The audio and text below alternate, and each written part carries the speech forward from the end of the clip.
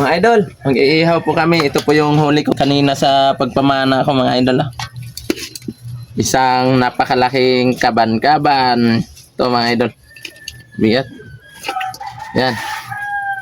At isang tagbago. At isang baga-baga. Meron din kaming lipti.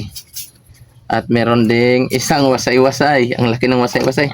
At maraming tingag. Yan, ito yung mga kulay itim na isda. Tingag kung tawagin mga idol. Ang sarap nito mga idol. Kaban-kaban. Parang manok lang yung laman. Ito mga idol, lalagay ko na po itong pariyahan namin. Yan. Unahin ko na po itong kaban-kaban. Pakasarap po nito mga idol. At itong baga-baga.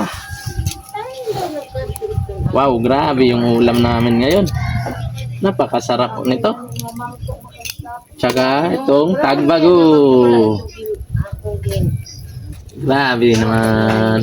Napakasarap ng ulam. At tsaka itong liptin na naman. Tingag. Sarap ng ulam ngayong araw. Maraming salamat sa mga grasya. At ito po, ang last bowl, wasay-wasay. Lagay ko lang po dyan. Yung wasay-wasay. Dyan sa gilid, maluluto na yan. Sarap niyan mga idol. Nag-uulam din po ba kayo niyan mga idol? Ang sarap mga idol ng inihaw, kaban-kaban, at saka baga-baga, at saka Ano kinakaban-kaban? mga tingag, at lipti, at saka tagbago. Wow, ang sarap po talaga. Grabe mga idol, no? Napakasarap. Siguro kung bilihin yan, nasa 500 na yan sa syudad. Pero dito, pumunta lang sa dagat at namana lang saglit. Ulam na agad. Yan mga idol. Yummy! Mga idol, kukunin ko na po ang inihaw natin kasi luto na po. Ito. Wow! Ang sarap nito. Yan. Napakasarap po mga idol. Ang ulam naman ngayon. Yum, yum, yum. Napakalaki ng kaban-kaban. Napakasarap ito mga idol. Parang manok lang laman niyang isdang yan. Dami mga idol. Yan. Sige pa. Sige, kukunin ko na tong baga para mapakinabangan pa rin yung kahoy. Sa susunod na mag-iihaw. Ito rin isang malaking kahoy. Yan. Parang manok lang yan. Kumakain din po ba kayo nito mga idol? Napakasarap po nito.